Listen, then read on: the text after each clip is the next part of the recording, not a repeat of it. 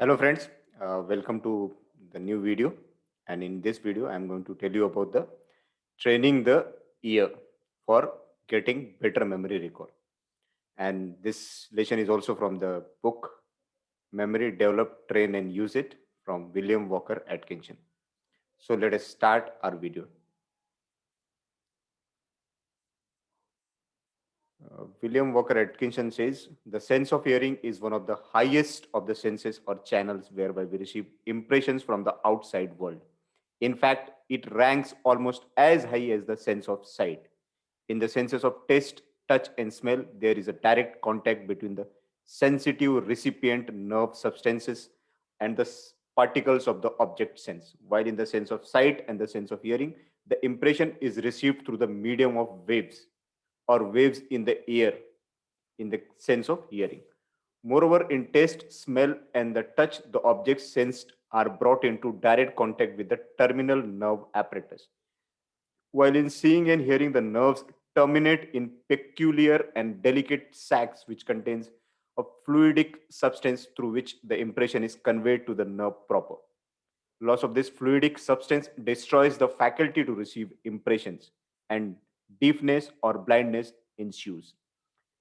As Foster says, he's quoting the Foster, waves of sound falling upon the auditory nerve itself produces no effect whatever. It is only when the medium of the endolymph they are brought to bear on the delicate and peculiar epithelium cells which constitute the peripheral terminations of the nerve that sensations of the sound arise. Just as it is true that it is the mind and not the eye that really sees, so it is true that it is the mind and not the ear that really hears. Many sounds reach the ear that are not registered by the mind. We pass along a crowded street, the waves of many sounds reaching the nerves of the ear, and yet the mind accepts the sound of but few things, particularly when the novelty of sounds has passed away. It is a matter of interest and attention in this case, as well as in the case of hearing. As Halleck says, he's quoting Halleck, if we sit by an open window in the country on a summer day, we may have many stimuli knocking at the gate of the attention. The ticking of the clock, the sound of the wind, the cackling of fowl, the quacking of ducks, the barking of dogs, the lowing of cows, the cries of children at play, the rustling of leaves, the songs of birds, the rumbling of wagons, etc. If attention is centered upon any one of these, that for the time being acquires the importance of a king upon the throne of our mental world. Many persons complain of not being able to remember sounds or things reaching the mind through the sense of hearing and attribute the trouble to some defect in the organs of hearing. But in so doing, they overlook the real cause of the trouble. For it is a scientific fact that many of such persons are found to have hearing apparatus perfectly developed and in the best working order, the trouble arising from a lack of training of the mental faculty of hearing. In other words, the trouble is in their mind instead of in the organs of the hearing. To acquire the faculty of correct hearing and correct memory of things heard, the mental faculty of hearing must be exercised, trained, and developed. Given a number of people whose hearing apparatus are equally perfect, we will find that some hear much better than others, and some hear certain things better than they do certain things. And that there is a great difference in the grades and degrees of the memory of the things heard.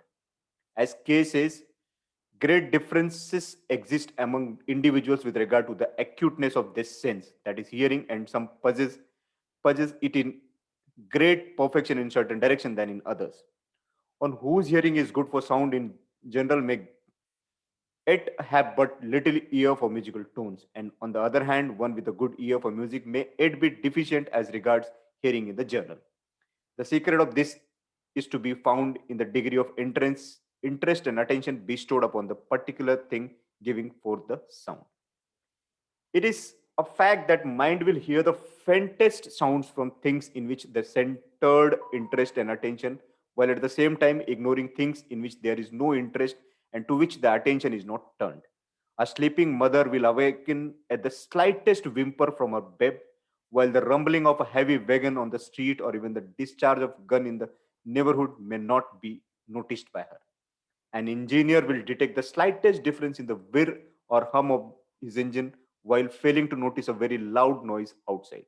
A musician, a musician will note the slightest discord occurring in a concert concert in which there are a great number of instruments being played and in which there is a great volume of sound reaching the ear while other sounds may be unheard by him. The man who taps the wheels of your railroad car is able to detect the slightest difference in tone and is thus informed that there is a crack or flaw in the wheel. One who handles large quantities of coin will have his attention drawn to the slightest difference in the ring of a piece of gold or silver. That informs him that there is something wrong with the coin. A train engineer will distinguish the strange whir of something wrong with the train behind him, amidst all the thundering rattle and roar in which it is merged. The foreman in a machine shop, in the same manner, detects the little strange noise that informs him that something is amiss, and he rings off the power at once. Telegraphers are able to detect the almost imperceptible differences in the sound of their instruments that inform them that a new operator is on the wire or just who is sending the message. And in some cases, the mood or temper of the person transmitting it. And the steamboat men recognize the differences between every engine or boat on their line or river, as the case may be. A skilled physician will detect the faint sounds difference denoting a respiratory trouble or a heart murmur in the patients. And at these very people who are able to detect the faint differences in the sound above mentioned are often known as poor hearers in other things. Why? Simply because they hear only that in which they are interested and to which their attention has been directed. That is the whole secret, and in it, it is also to be found that secret of training of the ear perception. It is a small matter of interest and attention. The details depend on these principles.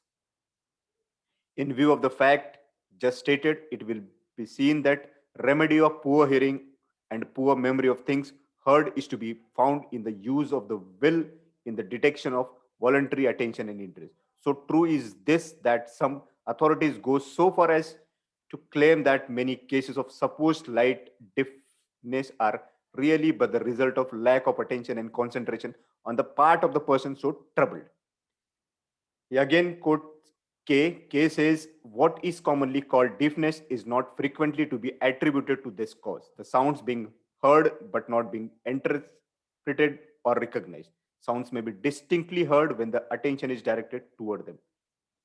That in ordinary circumstances would be imperceptible, and people often fail to hear what is said to them because they are not paying attention. He quotes Harvey. Harvey says that one half of the deafness that exists in the result of inattention cannot be doubted. There are but few persons who have not had the experience of listening to some bow, whose words are distinctly heard, but the meaning of which was entirely lost because of inattention and lack of interest. Kirkus sums the matter up in these words. He quotes about the Kirkus has said, in hearing we must distinguish two different points: the audible sensation as it is developed without any intellectual interferences, and the conception which we form in consequences of that sensation. The reason that many persons do not remember things that they have heard is simply because they have not listened properly. Poor listening is far more common than one would suppose at first. A little self examination will reveal to you the fact that you have fallen into the bad habit of inattention. One cannot listen to everything, of course. One cannot listen to everything. Of course, it would not be advisable, but one should acquire the habit of either really listening or else refusing to listen at all.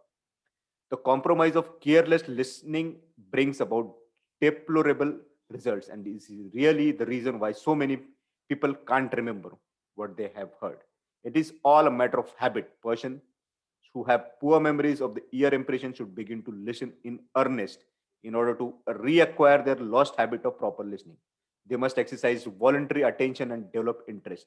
The following suggestions may be useful in the detection. He is giving some suggestions, and those suggestions are: try to memorize words that are spoken to you in conversation. a few sentences or even one at a time, you'll find that the effort made to fasten the sentence on your memory will result in a concentration of the attention on the words of the speaker. Do the same thing when you are listening to a preacher, actor, or lecturer. Pick out the first sentence for memorizing and make up your mind that your memory will be as wax to receive the impression and as steel to retain it. Listen to the stray scraps of conversation that come to your ears while walking on the street and endeavor to memorize a sentence or two as if you are to repeat in it later in the day. Study the various tones, expressions, and inflections in the voices of persons speaking to you. You will find that this most interesting and helpful. You will be surprised at the details that such analysis will reveal something. Listen to the footsteps of different persons and endeavor to distinguish between them. Each has its peculiarities. Get someone to read a line or two of poetry or prose to you and then endeavor to remember it. A little practice of this kind will greatly develop the power of voluntary attention to sounds and spoken words. But above everything else, practice repeating the words and sounds that you have memorized so far as is possible. For by doing, for by so doing, you'll get the mind into the practice habit of taking an interest in sound impressions. In this way, you not only improve the sense of hearing, but also the faculty of remembering. If you'll analyze and boil down the above remarks and directions, you'll find that the gist of the whole matter is that one should actually use, employ, and exercise the mental faculty of hearing actively and intelligently. Nature has a way of putting to sleep or atrophying any faculty that is not used or exercised, and also of encouraging, developing, and strengthening any faculty that is properly employed and exercised. In this, you have the secret. Use it. If you will listen well, you'll hear well and remember well that which you have heard. This way, he sums up, we should make full use of our hearing capacity. We should follow some practices which will help us improve our listening skills. So follow those practices and become unforgettable. Train your ear, train your ear to listen properly and effectively and become a good listener to have a good retention of memory. Okay. So with this, we will stop here. And in next lesson, I'll come up with some more practices or some more techniques. So stay tuned for next lesson. Until then, keep learning and keep